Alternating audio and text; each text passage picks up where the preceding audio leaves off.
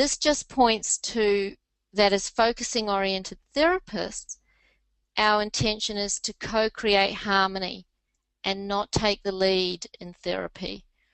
We're really exploring what is the next step that this living being, person sitting in front of us, what is the next natural unfolding step? And our theory might say it should be this, but actually, if we get curious about the body and what the body knows and start to hold it with an open awareness and a willingness to listen, the body will tell us the next step. And I know this from my focusing experience. I've thought, oh, the next thing for me to do is this, out of my logical linear mind. It makes sense. And my body tells me to do something else. And when I trust my body, the other thing just resolves itself. And it's a learning to trust it. It's also really important, because we're working in an interpersonal space, that the client visibly affects the therapist, so that the client has a direct experience that their difficult feelings are not disavowed or rejected, and that they are manageable by another human being. So important for attachment-related issues. According to Knox, in early development stages, it would be catastrophic for the infant to be disillusioned about his or her role in creating a maternal response. In creating the mirroring response in a parent, the child discovers that he actually exists as a person with a mind and desires. And often in therapy, we hear that people feel they don't really exist to other people.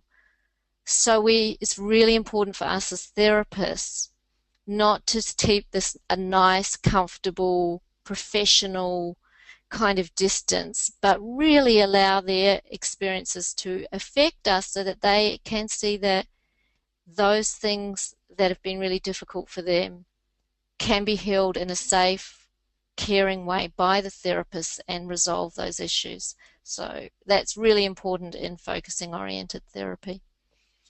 And if we go on, the question is, can unsuccessful clients learn to do what successful clients have been doing naturally?